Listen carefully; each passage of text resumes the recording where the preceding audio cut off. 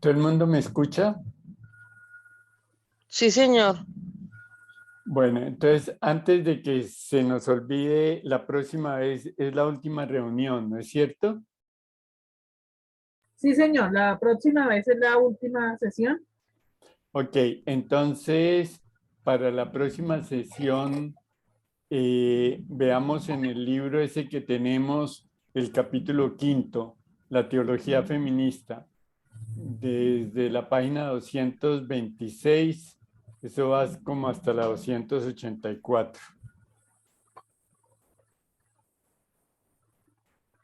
Perfecto, ya lo envío en el chat.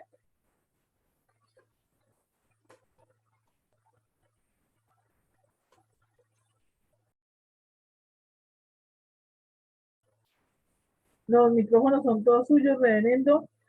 Podemos dar inicio a su tercera sesión. Ok, quisiera que discutiéramos al comienzo entre todos, a ver qué se nos ocurre que sea método. ¿Qué es un método? ¿Para qué sirve un método? ¿Cómo podemos reflexionar sobre el método en teología? A ver, ¿quién quiere apuntarse a iniciar la discusión?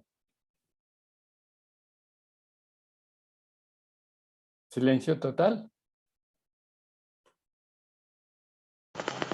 Para adquirir como unos criterios, como tener como una guía, un horizonte hacia dónde se deben caminar, para tener como una organización, un orden, para llegar a un fin que nos proponemos y poder alcanzarlo.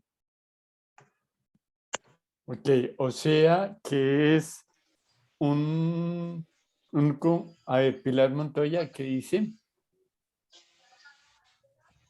Buenos días, reverendo. Un método es la forma de planear, organizar el proceso de desarrollar algo con un fin preciso. Muy bien. Veo aquí que Viviana quiere hablar. A ver qué nos dice. Señor. Freddy, prende tu micrófono. Ya. Viviana, ¿qué querías decir? Sí, Viviana, pero el micrófono lo tienes apagado. Un método es un proceso, un procedimiento, tiene un origen, tiene un proceso, tiene una identificación, tiene un fin para seguir. Ok. Freddy. Sí, señor. En esa consecución del fin, el método me ayuda a entender variadas situaciones, variadas cosas para dar razón de algo. Ok. ¿Y cómo lo aplicamos eso en el caso de la teología? A ver, Joana. ¿Joana? Ay, yo era para la primera pregunta, padre. Dígame. Reverendo. Ay, sin la segunda no me dio tiempo para pensar. Pues el método son los pasos que han sido comprobados y ya sistematizados para llegar a la resolución de la pregunta problemática. Hay diferentes métodos según el objeto de estudio. Y dentro de la teología tiene que ser, pienso yo, en mi humilde y pobre pensamiento, digamos así, tiene que ser eso mismo, la aplicación de esos pasos ya llevado a la resolución de una temática a desarrollar o a querer tener una respuesta sobre alguna temática, sobre la pregunta problematizadora y sobre todo que en todo método como en la teología, tiene que estar enriquecida a nivel interdisciplinario. Es decir, me acojo en las diferentes ramas que me hacen posible llegar a ese resultado. Muy bien. O sea que a la hora de la verdad, si nosotros hablamos de método, empezamos por hablar de una pregunta o un conjunto de preguntas, ¿no es cierto? O sea que a la hora de la verdad involucra o presupone que uno se hace o uno tiene interrogantes sobre un objeto que uno quiere comprender. Y entonces, obviamente, hay una relación entre quien se pregunta y el objeto sobre el cual uno se hace las preguntas. ¿No es cierto? Sí, señor. O sea que a la hora de la verdad puede haber multiplicidad de preguntas y puede haber multiplicidad de objetos sobre los cuales uno se hace la pregunta. Lady Viviana quería hacer una pregunta. Sí, ¿con qué lo relaciono con la teología? Pues que nos identifica la ideología y la doctrina y la fe, el método. ¿Te Así podrías se relaciona. explicar un poquito más? Claro, la metodología es una base de personas que han estudiado, de teólogos. Nosotros teólogas. tenemos, y de teólogas. Y nosotros tenemos una doctrina, una base. Entonces, es identificar esa base, identificarnos como tenemos que, por ejemplo, cómo debemos enseñar al nuevo cristiano en nuestra ideología anglicana. Anglicanos. Profe, Ok. Freddy, ¿qué ibas a decir? esto me disculpa, Lady, que le interrumpí cuando estaba hablando. Sí, profe, hay un sujeto, usted mismo lo decía, hay un sujeto que es el que conoce y hay una realidad que tiene una verdad por sí misma. No necesita ella dar explicaciones, sino en sí misma. Entonces, el sujeto empieza a ver parte de esa realidad o de esa verdad de esa realidad. Y otro sujeto ve otra parte. Entonces se suman los diferentes sujetos que están viendo una parte de esa realidad para dar una explicación de lo que se ha visto. Algo así como la percepción de las cosas. Entonces, el sujeto desde la metodología tiene una parte de la verdad para llegar a una conclusión de una realidad que no necesita explicación de ella misma porque ya existe, porque está ahí. Pero a la hora de la verdad, fíjate que siempre detrás de lo que tú dices de la realidad objetiva, resulta que lo importante es nosotros cómo nos preguntamos acerca de esa realidad para ver si a la hora de la verdad logramos entender y explicar, que es en el fondo lo que uno busca a través del desarrollo científico. Joana, ¿qué decías? Que veo tu...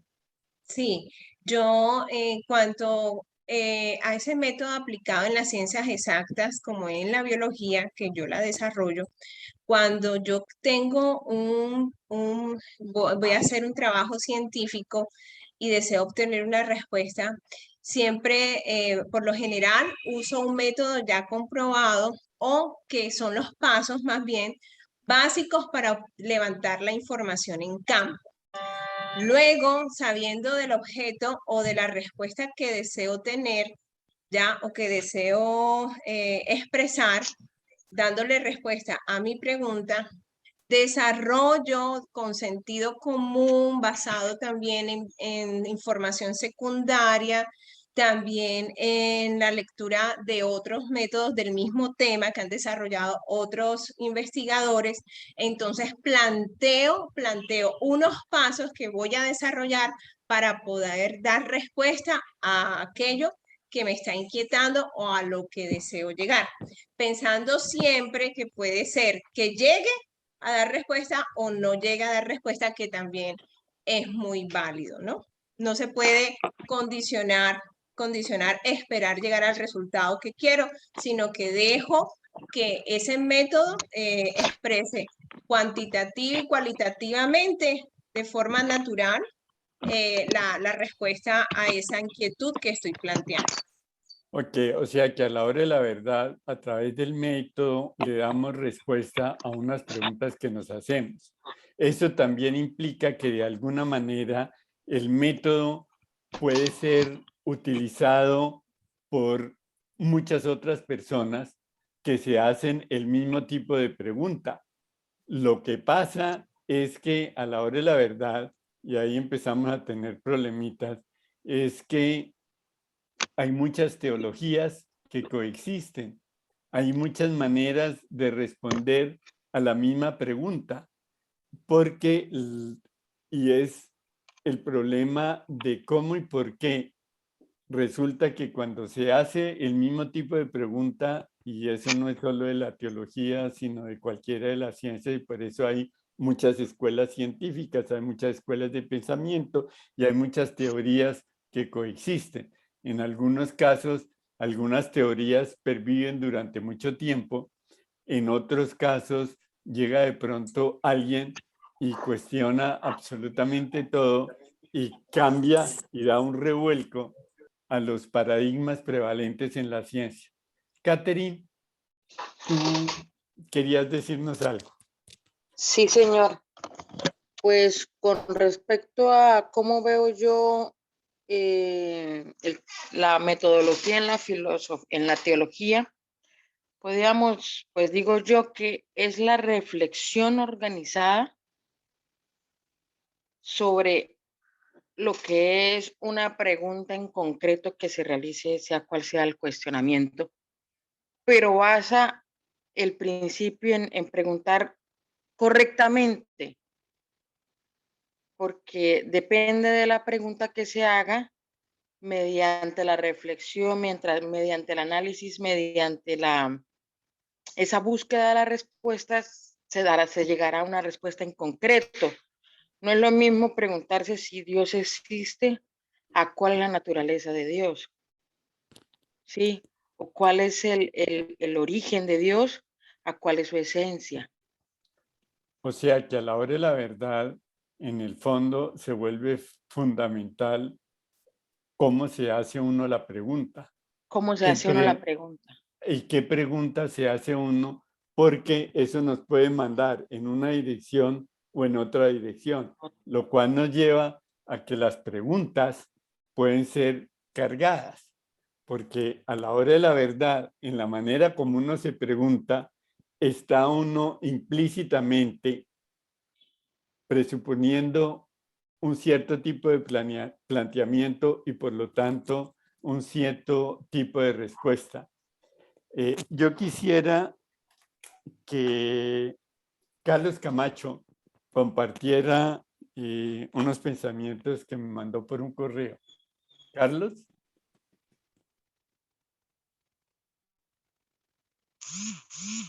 Carlos, ¿está por ahí? Carlos. Sí, señor padre, qué pena, tenía problemas con el internet. Sí. ¿Podrías compartir con el grupo los pensamientos que pusiste ahí por escrito en un correo que me mandaste? Creo que vale la pena. Sí, el asunto por el cual estamos, el tema que estamos hablando hoy, respecto a la metodología, metodología en teología, método en teología. ¿Sí?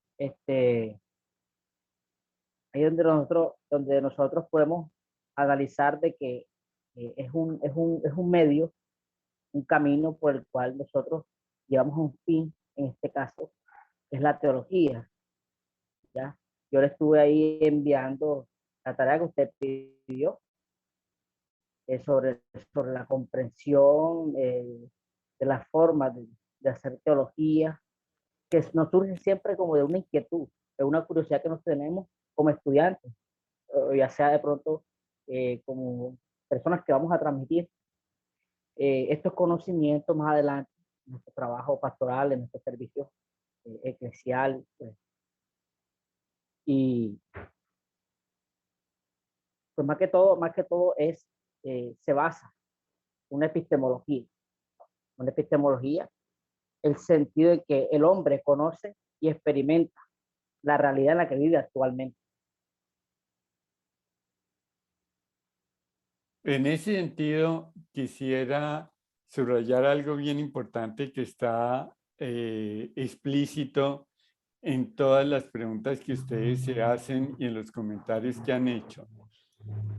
A nosotros nos interesa el método porque es el camino por el cual nosotros llegamos de alguna manera a sistematizar los conocimientos que nosotros tenemos acerca del mundo en el que vivimos.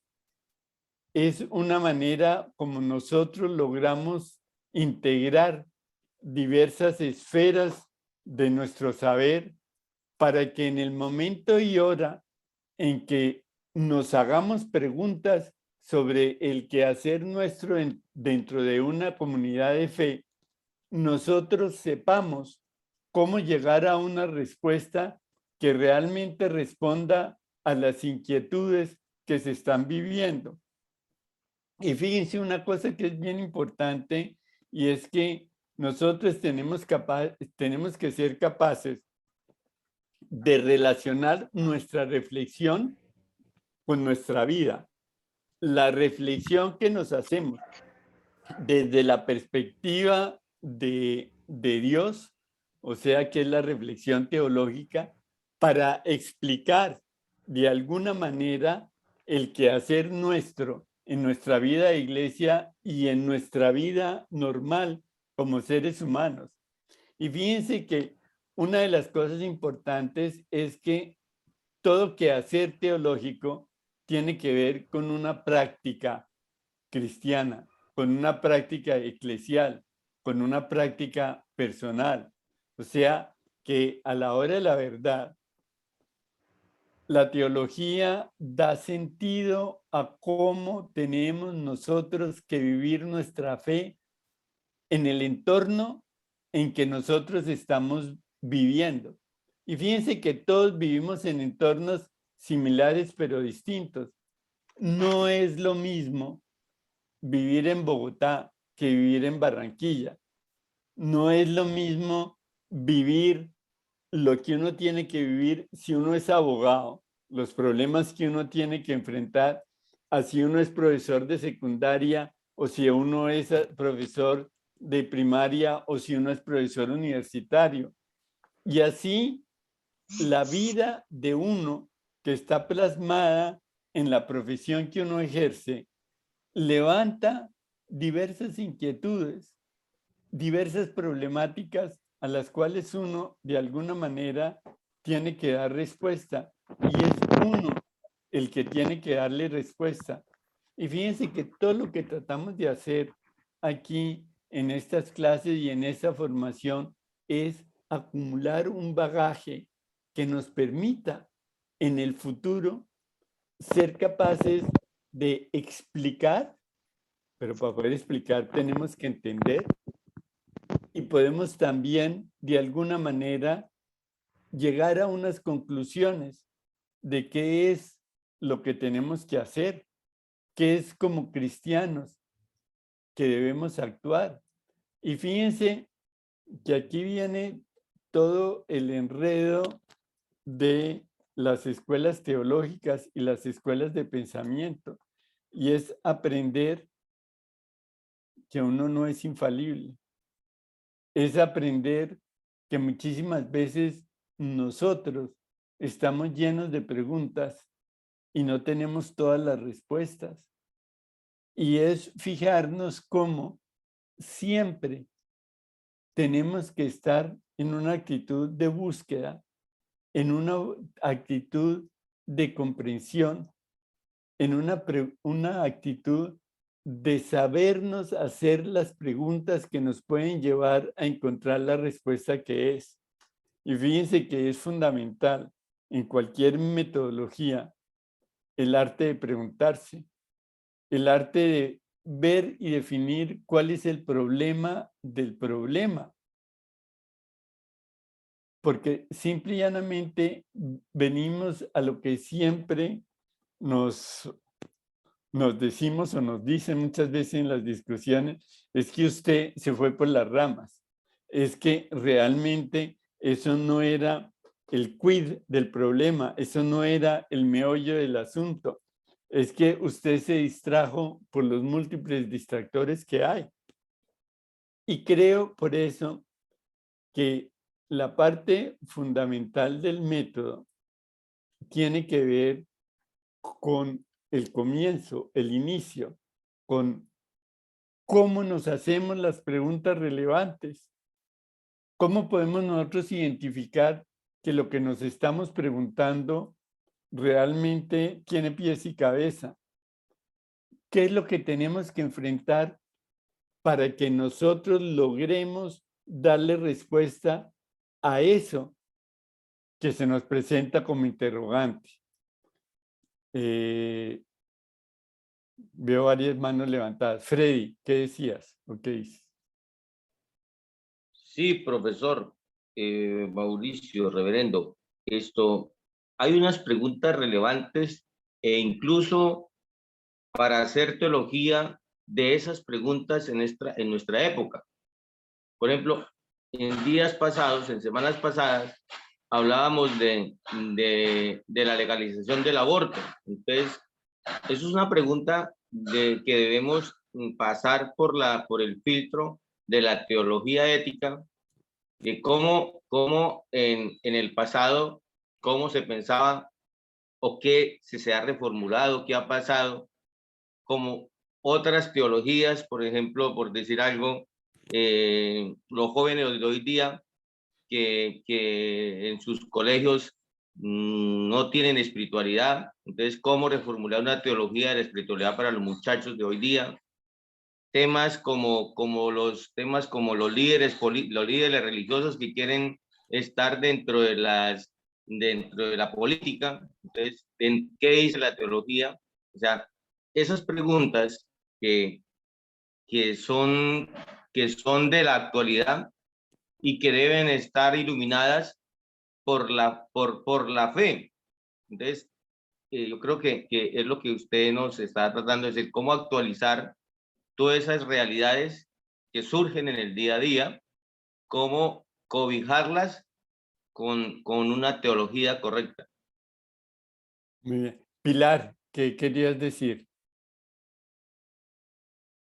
Pilar Montoya, veo la mano. Gracias, reverendo. Sí, un poco en la línea de lo que dice Freddy, yo pienso que la base de hacer este método teológico, pues, es obviamente la palabra, la Biblia, porque de allí es de donde uno puede hacer toda esa exégesis para lograr una interpretación, una comprensión de lo que son los principios de la fe, y a partir de allí es de donde surgen esas doctrinas que conocemos un poco, no solo la doctrina de la fe, sino todas estas nuevas apuestas que se hacen desde el cristianismo, de diferentes orillas, pero creo que surgen es desde allí, ¿no? Desde ese exégesis que se hace a la palabra, y ahí es donde debemos aplicar nosotros el método teológico. No sé si estoy confundida o si es por ahí el camino.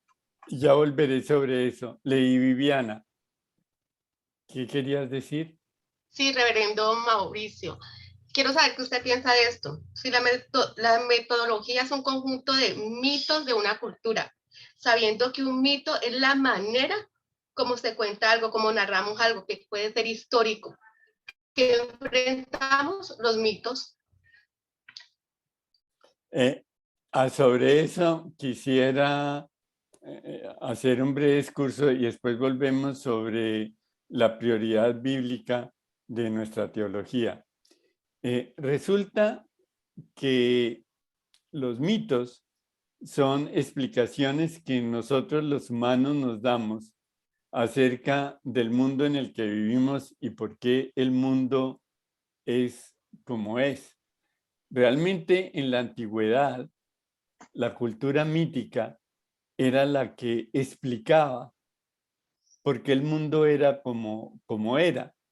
De hecho, hay pluralidad de mitos, sobre todo lo que se llaman mitos etiológicos. Un mito etiológico es el que explica, por ejemplo, por qué los hombres somos mortales. ¿No es cierto? Y entonces dice, los hombres somos mortales porque en el principio, y es un poco también alguna manera de ver la teología hebrea, es el mito del pecado original.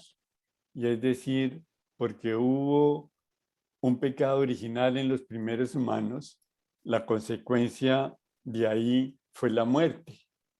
Y entonces hay una explicación de un acto que alguien hizo y que tiene las consecuencias. Y en el mundo antiguo, el paralelo del mito que explicaba lo que pasaba en el mundo está en el rito. Y en el rito era tratar de hacer, y eran todas las adivinanzas, los conjuros que hacían los magos, ¿no es cierto?, para lograr superar una dificultad que estaba explicada por un mito. Resulta que en el mundo moderno, nosotros nos creemos que a la hora de la verdad, la manera de explicar el mundo está en la ciencia. Y las ciencias naturales nos explican por qué hay rayos. Rayo no es porque Júpiter se puso furioso y mandó un rayo ahí hacia la Tierra. Nosotros sabemos que no solo los rayos caen de las descargas de las nubes hacia la Tierra, sino los rayos también suben de la Tierra hacia las nubes. De hecho, uno de los espectáculos más aterradores que hay en un avión cuando a uno le toca una tormenta es mirar cómo los rayos suben de la Tierra hacia las nubes, contrario a lo que nosotros pensamos de que los rayos siempre nos caen encima. Y fíjense cómo en la explicación moderna uno trata a través de la técnica y de la tecnología controlar los fenómenos naturales. Entonces, obvio, ya no es Júpiter tonante el que nos manda los rayos, sino es un fenómeno de descargas eléctricas, y si montamos un pararrayos bien puesto, el pararrayos nos protege de los rayos. Entonces tenemos una explicación científica y tenemos una tecnología que nos sirve para controlar el fenómeno de la naturaleza. A la hora de la verdad, y ahí está todo el enredo de la teología, es que para nosotros la teología no es un pensamiento mítico. La teología tiene que ver con una, como la comprendemos hoy en día, es el misterio de la revelación, y la revelación sucede en la historia, porque el ser humano es un ser histórico. El ser humano, a la hora de la verdad, no es un ser individual. El ser humano existe y solo puede existir en comunidad. Ningún bebé sobrevive y llega a grande si no es por los cuidados maternos y por el apoyo del papá. Si no hay un núcleo familiar que apoye el crecimiento de los niños no llegan a ser personas adultas totalmente por las carencias que pueden haber sufrido durante su desarrollo infantil y durante su desarrollo de la adolescencia. Y nosotros tenemos todas unas teorías que nos explican por qué pasan ciertas cosas y nos ayudan a entender cuál es la labor que como papá o como mamá tenemos. ¿Alguien tiene por ahí el teléfono? No, es que se le abrió el micrófono a Sergio San Miguel. Ah, ok. Y fíjense que eso es lo que nosotros tenemos que reflexionar. Nosotros tenemos que saber preguntarnos, nosotros tenemos que sabernos dar respuestas, y por eso, a la hora de la verdad, lo que buscamos a través del método teológico son lograr unos resultados acumulativos y progresivos. O sea que a la hora de la verdad, si yo al comienzo solo puedo explicar este poquito, cada vez puedo explicar más cosas. Y la otra cosa bien importante es que son progresivos, en el sentido de que las explicaciones que damos son cada vez mejores, son cada vez más satisfactorias, así nosotros siempre sepamos que toda labor humana es siempre incompleta, que por más que nosotros logremos dominar cantidades de temas y explicarlos, no lo explicamos todo a cabalidad. Siempre tenemos puntos oscuros, siempre tenemos cosas donde nosotros decimos, aquí me encontré una barrera, aquí me encontré un límite, porque mi saber es limitado, mis explicaciones son limitadas y eso es parte de ser humanos. Nosotros ni somos omniscientes, ni somos infalibles, ni somos todopoderosos. Y nunca podemos olvidar que la reflexión teológica es un trabajo de seres humanos. Es un trabajo que siempre necesita ser completado. Es un trabajo que siempre necesita ser perfeccionado. Es un trabajo que siempre está en progreso. Es como esos anuncios que aparecen ahí ahora en el internet, en inglés, que le ponen a uno work in progress, o sea, trabajo en progreso. Siempre la teología será un trabajo en progreso. Por eso, la autora nos dice que hay como dos grandes partes en el quehacer teológico. Uno es la parte inicial que tiene que ver con la investigación, interpretación, historia y dialéctica, que son como los 4 primeros pasos iniciales. Fíjense que ahí se menciona la historia. Parte de la historia es saber qué explicaciones se han dado en el pasado, quiénes las propuso y comprender cómo toda obra es resultado de un tiempo y un momento. Mucha de la teología no hubiera sido posible hoy en día sin la Reforma Protestante. Y fíjense que un reclamo poderosísimo que hizo la Revolución Protestante fue decir, oigan, miren, hay que prestarle muchísima más atención a los textos bíblicos, porque es muy fácil sacarse de la manga la tradición y uno puede inventarse cualquier tradición, pero dígame, ¿cómo es eso de que un enunciado basado en la tradición, porque la tradición, por más se quiera presentar de una manera, no es la revelación divina?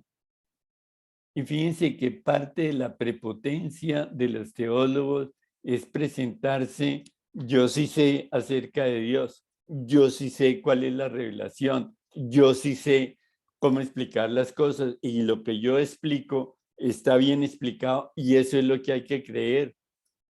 Y resulta que a la hora de la verdad, la fe es la manera como nosotros vivimos nuestra vida. Es la manera como nosotros damos testimonio de ser cristianos. La fe es un don de Dios. Tenemos fe porque nacimos en un contexto en el que nacimos y tuvimos contacto con quienes tuvimos contacto y nos permitió hoy en día pertenecer a la Iglesia Episcopal. Si nosotros hubiéramos nacido en el Medio Oriente o en Pakistán, probablemente seríamos musulmanes. ¿Por qué razón? Porque no hubiéramos tenido ningún contacto con el cristianismo. Y fíjense que hay toda una serie de condicionamientos que nos vienen dados, que no provienen de nosotros. Y por eso, con toda razón, el protestantismo afirmó que la fe es un don de Dios. Y fíjense que una de las cosas que a nosotros nos toca muchísimas veces hacer es rezar para tener fe, pedirle a nuestro Señor que nos ilumine, porque no sabemos a qué atenernos ni para dónde coger, ni para dónde irnos. Y en el fondo, el dudar es parte del ser humano. El darse cuenta de que nuestro conocer es bien limitado y vemos como en un espejo, como dice San Pablo, no vemos nada claro muchísimas veces, y es la única claridad que podemos tener, la que nos da nuestro Señor. Por eso somos una iglesia peregrina, es una iglesia que camina en seguimiento del Señor y en la búsqueda del Señor. Y por eso es tan importante nuestras celebraciones litúrgicas y el escuchar en comunidad la palabra de Dios. Y por eso también yo pienso que en relación a nuestra liturgia, nuestras homilías debieran ser muchísimo más participativas. De la misma manera que yo estoy absolutamente convencido como profesor que uno tiene que dialogar con los estudiantes, porque el método antiguo de dictar clase presupone que yo sé y que mi audiencia no sabe, que mi audiencia desconoce todo, y resulta que ustedes en muchísimas áreas saben infinitamente más de lo que yo pueda saber, porque son una cantidad de experiencias y de saberes que tienen un peso sobre el quehacer teológico de la reflexión acerca de cómo debemos nosotros comprender nuestra vida cristiana, comprender a nuestro Señor, comprender la liturgia y comprender las diversas áreas en las cuales se sistematiza el quehacer teológico. Veo que Gracie tiene la mano levantada. ¿Querías decir algo? Sí, profe, hace rato. Hace mucho rato y ahora me dejó acumular un montón de cositas. ¿Sí me escuchan bien? Perfecto, por lo menos Ok. yo.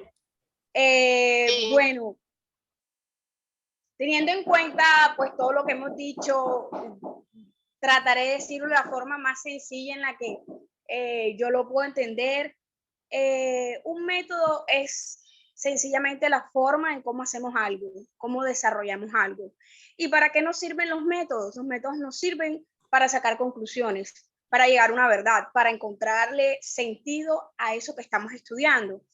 ¿Y qué es un método teológico? Un método teológico es la forma en cómo tratamos de explicarle como iglesia qué es la fe y cómo contextualizarlo en nuestras vidas. Eso es lo que pues yo puedo concluir de esto que estamos hablando. Y por qué hay tanta contradicción y por qué hay tanto debate y por qué hay tantas cosas, porque simplemente existen diversos métodos y cada quien escoge el método que mejor le parezca de acuerdo a la personalidad que tenga, a la inclinación investigativa.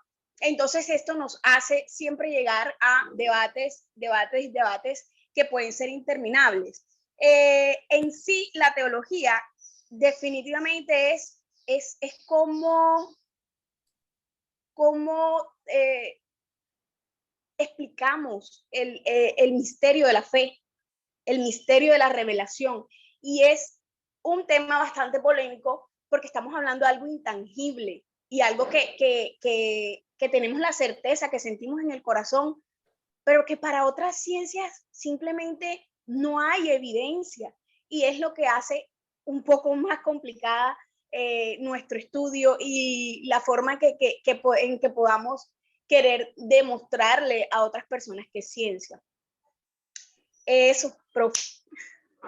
No, está muy bien, y creo que lo que has dicho es absolutamente cierto, en el sentido de que a la hora de la verdad, el esfuerzo que nosotros hacemos es cómo logramos nosotros internalizar unos mecanismos mediante los cuales nosotros podamos dar respuestas a las preguntas que nos aparecen, empezando por saber qué preguntarnos frente a una realidad que nos toca a nosotros enfrentar.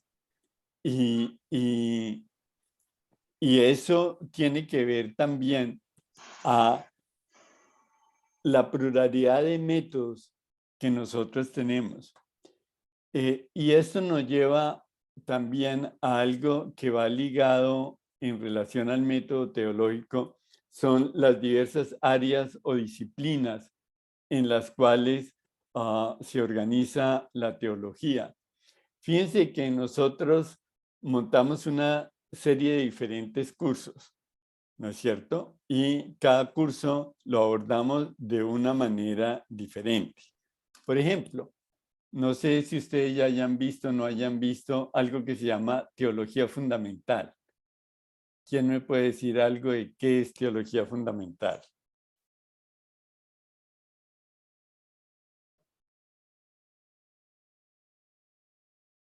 ¿Nunca hemos visto qué es teología fundamental? Fíjense que si teología fundamental es la que tiene que ver con los fundamentos de la construcción teológica, teología fundamental tiene que ver, uno, con los métodos teológicos. Teología fundamental tiene que ver con la pregunta fundamental de la teología cristiana y es, ¿qué es revelación? ¿En qué consiste la revelación? Tiene que ver con la pregunta acerca de, frente a la revelación, ¿qué es la fe? Y fíjense que revelación es la comunicación de Dios hacia nosotros los hombres, una comunicación que se hace a través de la historia. En el centro de la historia está Cristo. Y la respuesta humana a la revelación de Dios es la fe y es la aceptación de Dios en nuestras vidas. Entonces, fíjense que son como los cimientos acerca de cómo construir el resto de las disciplinas teológicas. Y fíjense que después de la teología fundamental, que normalmente en las facultades de teología fundamental es el primer curso que uno toma en los primeros 4 años de teología, después de haber estudiado, por lo menos en épocas de bárbaras naciones, cuando yo estudié, era que a ti te obligaban a hacer 2 años de filosofía. Y después de los 2 años de filosofía, ahí sí tú abordabas la teología, porque mucho del quehacer teológico está basado en conceptos filosóficos. Fíjense que en esas épocas las ciencias humanas no existían. Y fíjense que hoy en día se vuelve muy importante toda la cuestión de la dimensión histórica, toda la dimensión antropológica, toda la dimensión también de cómo entender las diferentes escuelas. Y fíjense que un tema que hoy en día se vuelve y se tiene que ver también con las Sagradas Escrituras, pero también con el quehacer de las teorías, es todo el enredo de la hermenéutica. O sea, cuando yo tengo un enunciado, ¿cómo entiendo yo ese enunciado? ¿Cómo lo interpreto? Fíjense que la hermenéutica en nuestro contexto está ligado a la historia. O sea, cualquier enunciado lo dijo alguien y ese alguien vivió en un momento determinado de la historia en un cierto lugar. Fíjense que no es lo mismo un teólogo alemán que un teólogo francés, que un teólogo latinoamericano hoy en día. Y fíjense que los modelos interpretativos para entender el sentido de lo que alguien quiso decir. Y fíjense que hay todo el enredo de el querer decir versus el decir. Porque yo puedo decir algo que se puede interpretar de muchas maneras. Yo puedo decir algo que es Humberto Eco, que es bien importante en las cuestiones de hermenéutica, tiene un tratado muy importante sobre la traducción. El problema de la traducción es porque tú tienes que decir en otro idioma lo que el autor original dijo en su propio idioma. Y resulta que hay muchas maneras de decir en otro idioma lo que alguien dijo. Y entonces Humberto Eco menciona ahí cómo unos japoneses que le estaban traduciendo decían, mire, es que si yo traduzco así en japonés, eso quiere decir esto, pero también implica aquello. Y Eco llegó y dijo, miren, esa traducción japonesa es mucho mejor que lo que yo escribí en italiano, porque en italiano yo no tengo la posibilidad de decir lo que usted está diciendo, y a mí me encantaría haber dicho en italiano la nueva acepción enriquecida que ustedes le dan a lo que yo dije en italiano. Carlos Camacho, ¿qué querías decir? Sí, gracias, presbítero. Le digo presbítero porque el término sacerdote es pagano. Bueno, aprovechando también de que hay muchos acá en el set que no me conocen, pues me presento y excusándome por algunos incidentes en semanas pasadas. Quería preguntar si en estos espacios también hay un curso de filosofía, es la pregunta. Y No lo pues le hago sé. la pregunta también. Sí, le No, hago la no lo pregunta sé. Elizabeth, ¿tú sabes? Reverendo, estamos cuadrando las materias del set. Básicamente estamos dando inicio a lo que es la introducción porque muchas de las personas que están participando realmente no conocen a fondo nuestra iglesia y la idea es adentrarlos dentro de la iglesia. Por estas razones que en este semestre tuvimos introducción al anglicanismo, libro de oración común, tenemos materia de metodología y pues próximamente les avisaremos las materias que siguen. Ok, una de las cosas que es bien importante subrayar es que hoy en día, dentro de la teología, tiene cada vez menos peso la filosofía como se concebía antiguamente, porque en el fondo, antiguamente todo era escolástica. Entonces era bien importante entender toda la cosa del ilemorfismo, o sea, de materia y de forma y de entender cómo el tomismo y cómo la escolástica hacían su quehacer intelectual, porque era absolutamente lejano de todo el quehacer como hoy en día se conciben las ciencias modernas y las ciencias humanas. Entonces, en ese sentido, yo creo que hoy en día la filosofía ha dejado de tener el peso en la teología como lo tuvo en otra época. Hoy en día hay temas importantes como el tema de la hermenéutica, o sea, no es solo, y fíjense que cuando uno entra a las Sagradas Escrituras, el primer tema es el de la exégesis. Y el tema de la exégesis es quién escribió ese texto sagrado, en qué contexto lo escribió, y viene todo el raciocinio que hoy en día se tiene de que la casi totalidad de las epístolas paulinas no las escribió San Pablo.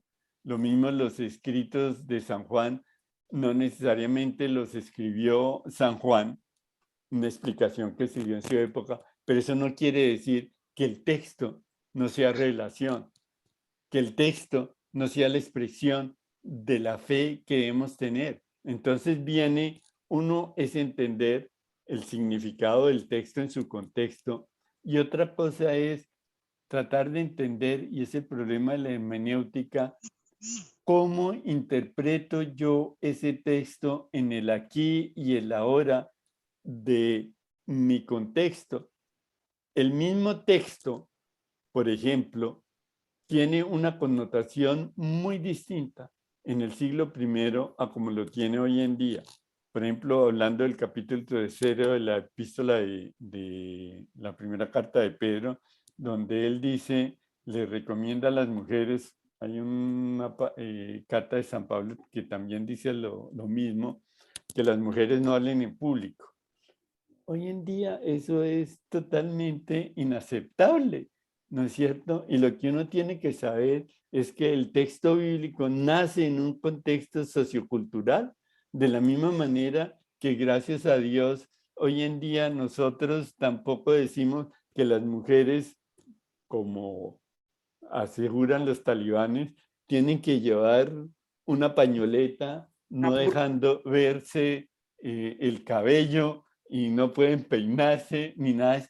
Estos son todas cuestiones absolutamente culturales de un contexto, de la misma manera que dice que los esclavos, ¿no es cierto?, sean sumisos con sus amos. Hoy en día eso nos parece absolutamente violatorio de los derechos humanos, pero el texto bíblico nació en un contexto socioeconómico y sociológico que hace que los autores hagan referencia a los que les tocaba vivir en ese instante. Y es a nosotros los que nos toca interpretar diciendo eso es en un contexto sociocultural que ya no aplica a nosotros hoy en día. Catherine, ¿querías? No. Su reverencia. Con respecto a lo que su merced dice de que la filosofía hoy en día ya no es tan profundamente influyente en el quehacer teológico, fuera de eso, me retomo lo que dijo el hermano Freddy hace un rato con el tema de hacer teología con los jóvenes. Yo digo que sí puede, ya no influye en la manera como antes en los seminarios se daba, sí, que se analizaba y se filosofaba sobre el origen del alma para luego enfocar ese origen del alma contestando preguntas del quehacer teológico, como de por qué Dios se comunica o se revela al hombre. Partimos entonces de que el hombre tiene un alma y que esa alma proviene de un sitio y que ese sitio es el amor infinito del Dios Padre Creador. El hermano Freddy decía que es bonito el tema de poder llevar una teología a los jóvenes en los colegios, pero hay que aterrizar un poco el tema porque hoy en día hay situaciones y contextos sociales donde no quieren ni siquiera una Biblia en el colegio. Y hay que partir entonces de que hay sitios donde están cerrados a la parte de motivar el pensamiento crítico y epistemológico sobre el quehacer de la fe, el quehacer de la moral, el quehacer de la ética, porque todo eso va unido. Encontramos también que en el hecho de hacer teología, hoy en día se aplica solamente a la parte clerical, digámoslo así, o aquel que quiera profundizar en su fe. Por otro lado, la parte de las ciencias sociales, la filosofía en los colegios, ha querido realizar una propuesta nueva, que es algo llamado filosofía para niños, pero es en el contexto de que el niño en los 3, 4, 5 primeros años de su existencia se formula preguntas que para los adultos esas son bobadas, pero para el niño le ayuda a construir esa cadena que de pronto termine dándole la oportunidad de crear un concepto tanto social como biológico como teológico de por qué son las cosas. Una pregunta base como que ¿qué piensan los perros? Que es algo que uno de pronto pensó y ya no piensa. ¿El perro tiene alma? Si el perro muere, ¿a dónde va? Todo esto nos da que hacer. Fíjate, y creo que es bien importante lo que tú dices. Yo creo, por ejemplo, que sí es bien importante y la filosofía como reflexión acerca de las preguntas que uno tiene que hacerse sobre el sentido del mundo que nos rodea, en el sentido no solo de que hay explicaciones que son de tipo científico, pero hay otras explicaciones en las ciencias humanas que son absolutamente más globales. Y fíjense que algo bien importante del método escolástico como yo lo aprendí. Y fíjense que eso aparece mucho, por ejemplo, en Santo Tomás o en los medievales, en lo que se llama cuestiones quodlibetales. O sea, preguntas acerca de todo lo posible.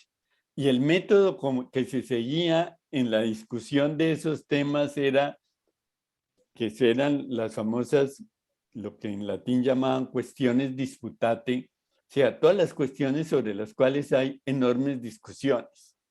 Y entonces empezaba, videtur quod sic, parecería que las cosas son así. Y entonces empezaba uno a describir y a justificar una teoría acerca de por qué eso es así. Y después viene la segunda parte, videtur quod non. Parece que no.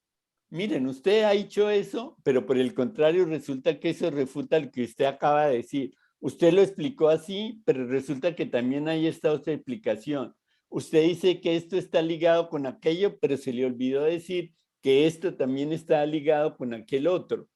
Entonces fíjese que había el sí, el no, y después venía se de contra. Pero por el contrario, que era en el fondo, como en el método dialéctico hay los pros, los contras, y de pronto viene al final, ¿cómo hago yo la síntesis? ¿Cómo logro yo de lo uno y de lo otro sacar una síntesis que sea lo que realmente me dé una explicación a la pregunta que yo me estoy haciendo inicialmente? Y fíjense la importancia de ciertos temas que tienen muchísima relevancia hoy en día. Y hago referencia a lo siguiente. Fíjense que algo fundamental en todas nuestras reflexiones y en toda nuestra teología es el concepto del bien común. ¿No es cierto? Nosotros sabemos y afirmamos que hay un bien común y que el bien común prima y prevalece sobre el bien individual. Y entonces resulta que muchos de los temas de justicia social están basados en la teoría del bien común. Y fíjense que la teoría del bien común, de alguna manera, es absolutamente antagonista de la teoría mal entendida, de alguna manera, de los derechos humanos en el sentido de que cada ser humano es perfectamente libre y que la libertad es un bien supremo. Entonces, fíjense cómo en Norteamérica y en muchas partes es todo el enredo de las vacunas frente al COVID. Y entonces resulta que, de acuerdo al bien común, todos tenemos que vacunarnos. ¿Por qué razón? Porque mientras el RO sea mayor que 0, o sea, la tasa de contagio, si nosotros no nos vacunamos y no nos ponemos una mascarilla, cada vez que tosamos o respiremos, mandamos los virus al aire que los pesca otra persona y contagiamos a los demás. Entonces, fíjese, todo eso de lavarnos las manos, de usar mascarillas, de vacunarnos, es porque estamos convencidos de que el bien común prima sobre el derecho individual a la libertad. Y ahí tiene que haber una reflexión que nos diga por qué el bien común prima sobre el bien individual. Y eso no es una reflexión teológica, es una reflexión de tipo filosófico y de ciencias humanas.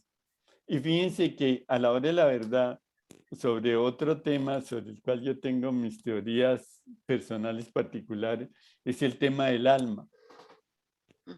Yo no creo que el alma exista. Y no creo que el alma exista por muchísimas razones. Entre otras cosas porque el alma se la inventaron para poder explicar la diferencia en el pensar entre los humanos, los animales y el resto de la creación.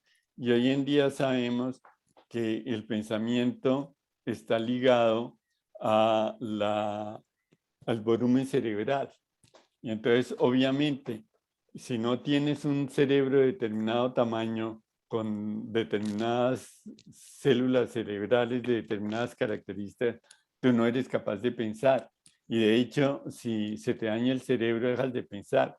Pero fíjense que esto va ligado también a una comprensión en la fe sobre el significado de la resurrección y de la vida eterna.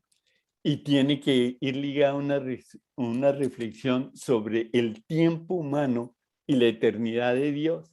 Y por eso yo digo, para todos y cada uno de nosotros, el momento de nuestra muerte es entrarla en la eternidad de Dios y a la resurrección. Y la eternidad de Dios y la temporalidad humana coexisten de una manera que yo no sé explicar, pero que hace que uno no tenga que inventarse el mundo de cosas como, Dios mío, como el alma es inmortal y el cuerpo es mortal, ¿qué sucede entre el cuerpo cuando se muere y el alma? ¿Para dónde se va? ¿Dónde queda? ¿No es cierto? En vez de decir, entramos de una vez en la resurrección infinita de Dios, que no sabemos cómo es, pero es una manera de ser diferente. Y eso obviamente quita de base, porque si tú entras derechito a la inmortalidad de Dios, uno no reza por los difuntos, uno reza con los difuntos porque ya hacen parte de la iglesia triunfante y nosotros sabemos que desde el cielo nos están acompañando, nos están apoyando, nos están ayudando. Es otra manera de mirar cómo se celebra la muerte y cómo de ser algo doloroso tiene que ser la proclamación gozosa de nuestra fe en la resurrección. Y obviamente ya no hace sentido cobrar misas por los difuntos para que salgan del purgatorio. Y ya el purgatorio deja de existir y así cantidades de otras cosas. Pero eso es una manera muy personal mía de mirar la teología, el quehacer teológico y cierto tipo de explicaciones que tienen que ver con la creación y con la evolución, etcétera. Pero esos son temas de discusiones más para adelante. Julie, Andrea, ¿qué decías? Que veo tu mano ahí levantadita. Reverendo, es más como una reflexión personal. Yo soy muy poco de hablar, me gusta más escuchar, pero, o sea, es como enlazar lo que usted decía en la primera sesión de clase y es, por lo menos lo pienso yo de esta manera, para mí la teología es una luz que tiene que conducir a Cristo. Es decir, los métodos, como usted bien decía, hay muchos métodos y para mí personalmente creo que los métodos tienen que llevar a Cristo porque si no la teología en sí misma como experiencia, para mí es más experiencia que como ciencia, tiene que acercarnos a él. En algún momento usted decía que, bueno, en la primera clase, que la vida de formación masculina tenías resuelto todo, ¿sí? Es decir, que simplemente tú llegabas al seminario, te tenían solucionada la vida porque no te enterabas de lo que pasaba afuera. Y incluso yo escribí que en el caso masculino es así, pero en el caso femenino no es así. En el caso femenino, de hecho, todavía persiste porque eso yo lo comparo con la parte todavía social. A la mujer le toca un poco más duro, no tiene nada que ver la formación religiosa femenina con la masculina, nada que ver, muchísimo más trabajo para la vida consagrada femenina. Y ciertamente cuando yo digo que para mí la teología es una luz o un faro, lo veo en el sentido también incluso eclesial porque también se supone que desde la parte eclesial se tiene que cuestionar la misma vida de los feligreses en relación a mirar si estamos como cristianos, como creyentes, vivenciando en lo que realmente creemos. Ahorita hace poquito, pues con el reverendo Anthony se hablaba de los santos y yo por lo menos digo, bueno, a algunas personas les hace más ilusión creer en San Benito, Santa Teresa, pero pues que eso no nos desvíe pues del centro que es Cristo, ¿no? Y yo lo veía en el sentido amplio porque para mí creo que la teología hoy en día, la tarea de la teología es leer el contexto social, leer el contexto político, leer el aquí y el ahora. Hay que leer los signos de los tiempos. Creo yo que la teología le ha proporcionado buenas bases Por ejemplo, hace unos años era un escándalo cuando se habló de la teología de la liberación, porque pues mucho evangelio, hablar de la pobreza, hablar de los pobres, de abrazar a las prostitutas y tal, pero a la hora de la verdad pues uno veía una iglesia, lo digo en el sentido católico romano, una iglesia muy acomodada. Entonces cuando sale la teología de la liberación y este boom, entonces es como un remesón. Creo yo que la teología tiene que hacer remesones y desde mi posición, mi reflexión personal, me parece súper interesante esto mismo. Yo le comento algo, yo hace unos años estudié algo de teología y éramos solamente 2 mujeres. Entonces como que nos decían, bueno, ¿y ustedes qué hacen acá? De hecho, hoy en las cátedras, cuando tú vas a una clase de teología, tú ves el 80% hombres, 20% mujeres, y lo primero que te cuestionas es, ¿tú qué estás haciendo ahí? Porque de alguna manera, a veces también como que pareciera que la ciencia de la teología estuviera exclusivamente para el hombre, ¿no? Entonces, creería yo que hay que seguir leyendo los signos de los tiempos, hay que seguir leyendo teología femenina. Para mí es una novedad y me ha encantado que usted haya tomado un texto de Consuelo Vélez, que es una de las grandes teólogas que tiene Colombia.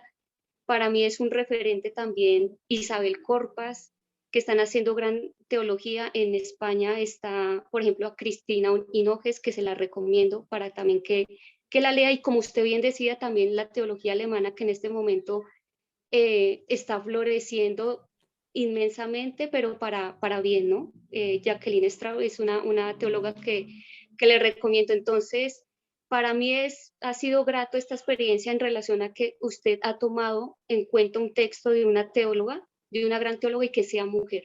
Entonces, en resumidas cuentas, para mí la teología tiene que seguir leyendo signos de los tiempos.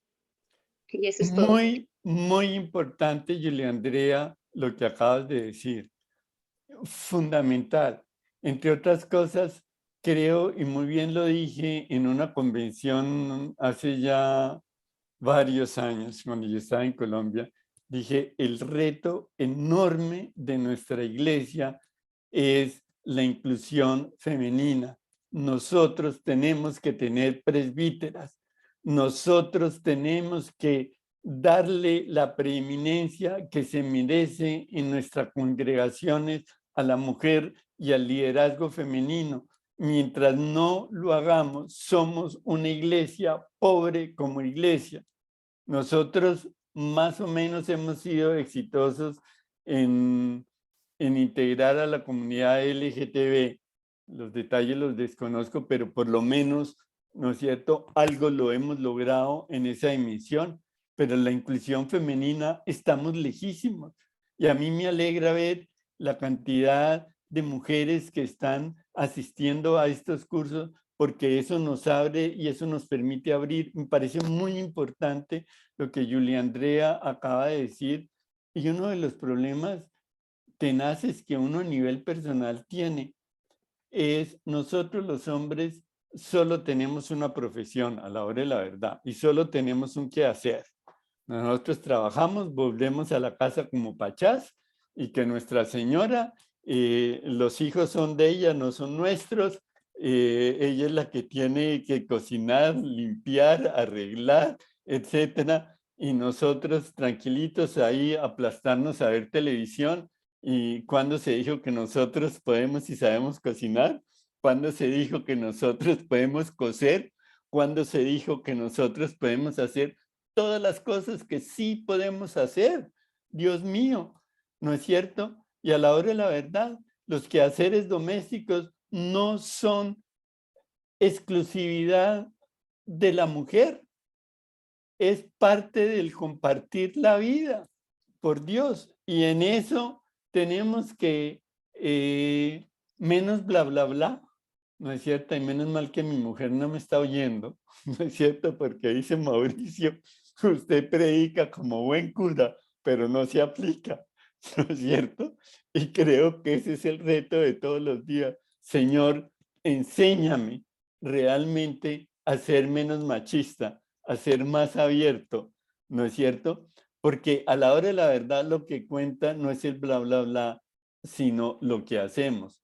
Y por eso a la hora de la verdad, el hacer teología se convierte en cómo vivimos.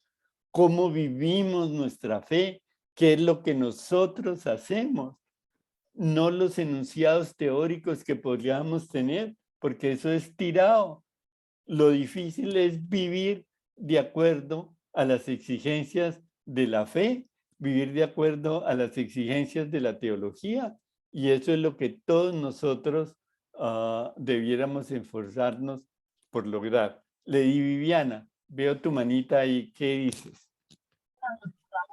No, reverendo Mauricio, me gustó muchísimo su opinión y me hace pensar sobre el alma.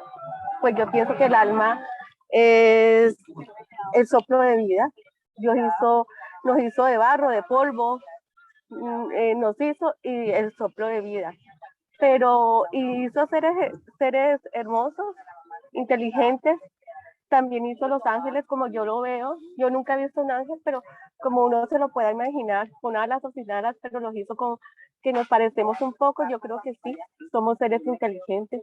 Entonces, la manera que nos vemos y enfocamos tiene que aterrizarlo mucho a la parte humana para que la gente nos entienda y no viva un mito, no viva una ilusión. Por eso está la teología, que es un soporte que para mí es buenísimo y es esencial, de gente que ha pensado y ha averiguado y ha investigado. Gracias. Mil gracias. Freddy, ¿qué ibas a comentar? Sí, reverendo. Pues ahí ya se adelantó el trabajo de teología feminista que usted al inicio pidió que realizáramos con todos los aportes de todas las mujeres que tenemos, que uno dice, wow, tiene una mente más fresca que la mía. Y de paso dice uno, uy, felicitar a nuestras mujeres porque de verdad el aporte de Caterina, Elizabeth, bueno, Lady, Pilar, todas dice uno, wow, estas mujeres nos toca ponernos a estudiar y a usar el cacumen para no quedarnos atrasados. ¿Y qué diría Platón ahora que se está abriendo una nueva teología y usted dice de Platón que no es como muy amigo de la teoría de la inmortalidad del alma? Entonces estarán revolcándose por allá Platón y Aristóteles que hay nuevas teologías hoy día. Fíjese que a la hora de la verdad lo que yo digo es que para mucha gente la teoría del alma es una excusa para no tomar muy en serio la corporeidad, para no tomar muy en serio el mundo material, para no tomar muy en serio la sociedad en que vivimos y que nosotros como seres humanos tenemos que construir, tenemos que mejorar, tenemos que empujar para que siempre vivamos en una continua superación. Es el evitar que nosotros nos distraigamos con cosas que nos imaginamos y no nos tomemos nosotros muy en serio. Por ejemplo, no nos tomemos nosotros muy en serio el cuidado del cuerpo, no nos tomemos nosotros muy en serio las responsabilidades que nosotros tenemos para con nosotros mismos. El comer bien, sanamente, es una obligación, ¿no es cierto? Pero ¿quién antes hablaba de que eso hace parte de la moral o de la ética, o el hacer ejercicio, o el cuidarse, o el cuidar a las personas que queremos, respetar a las personas que queremos, no herir a las personas que queremos? Fíjense que algo que le inculcaban a uno de chiquito como hombre, los hombres no lloran, los hombres no esperan sentimientos, los hombres son incapaces de pedir perdón, los hombres son incapaces de meterse a la cocina, los hombres son, y todas esas cosas que construyen la monstruosidad que es el machismo en las relaciones interpersonales. Y eso lo tenemos que cambiar y tenemos que luchar contra eso. Y no es nada fácil. No es nada fácil porque el primer paso es tomar conciencia de que lo que hacemos no está bien, de que el machismo es absolutamente inaceptable. Y de ahí es ver cuáles son las expresiones en la cotidianidad nuestra, en el trato con las demás personas, cómo expresamos ese machismo contra el cual tenemos que luchar. Pilar, ¿decías algo? Sí, reverendo, muchísimas gracias aquí. Yo tomando mucha nota de todo lo que han comentado, pero quiero quedarme con dos ideas. Una, cuando el reverendo Mauricio hacía referencia al bien común y a la justicia social, estamos en un momento en el mundo que estamos viendo que es muy pertinente, cómo ver cómo la ciencia se está volcando hacia estos conceptos. Hoy hablamos de ciencia abierta, en un mundo científico donde si no hubiera sido por la ciencia abierta y ese compartir de ideas, no hubiéramos encontrado precisamente la vacuna del COVID, porque fue el compartir de los científicos para lograr un bien común el que lo logró. Entonces es ver cómo los científicos, los que se creían que estaban ya a otro nivel, han venido adaptando la terminología y el fin y el centro de lo que es la palabra de Dios, de la Biblia. Quizás es difícil que las personas lo reconozcan fácilmente, pero realmente quien habla de justicia social y ahorita con los ODS, con los Objetivos de Desarrollo Sostenible, están muy pegados a ese marco de justicia social, bien común. Y estos son principios cristianos. Miren que nos estamos volcando, el mundo se está volcando hacia la fe, hacia las creencias y sin siquiera percibirlo. Entonces ahí tenemos una oportunidad muy grande como iglesia para fortalecernos. Eso por un lado. Por otro lado, el tema de las mujeres, muchísimas gracias, reverendo, porque nos pone en los zapatos, unos zapatos que tenemos que hacer que nos ajusten y nos queden precisos. Y Freddy tal vez también lo comentaba, y creo que el rol de las mujeres en nuestra diócesis es muy fuerte. Aquí hablan de praxeología, el señor Celaya desde México nos habla de la praxeología, el ver, juzgar, actuar y la evolución creativa, sí señor, pero sin duda alguna las mujeres en esta diócesis tenemos que prepararnos muy bien. Tenemos unos modelos ejemplares, tenemos a la reverenda Miriam, tenemos a la reverenda Loida, tenemos a Elizabeth, mujeres con un talento muy fuerte, con una formación, y yo creo que si las personas que están acá, mujeres y hombres, han apostado por entrar a esta formación en el SET, debe ser para hacerlo con unos criterios muy serios, muy responsables, viviendo un proceso de formación como debe ser, para que en algún momento, cuando se nos entregue ese bastión misional en alguna de las, no sé si como laicos, como servidores mismos de la iglesia, lo podamos hacer con un criterio ético, transparente y formal, que podamos dar un muy buen ejemplo de esa responsabilidad y de esa misión que se nos entrega desde la diócesis, desde la iglesia. Creo que este es un primer paso y creo que aprovechar este espacio es muy importante y hacerlo con la seriedad y el rigor que se merece, porque por ahí, como decía un amigo mío, Dios es mujer. Y con eso los dejo. No, mil gracias por tus aportes. Y creo que a la hora de la verdad, lo que hacemos aquí en el fondo es compartir lo que pensamos, compartir lo que leemos. Y creo que me toca como profesor decirles que es como hora de que vayan pensando en qué van a hacer de trabajo final, ¿no es cierto? Para que no caiga como una respuesta, como una sorpresa. Y dos, porque sí creo que es importante que ustedes lean y pongan por escrito su propia reflexión, que pongan por escrito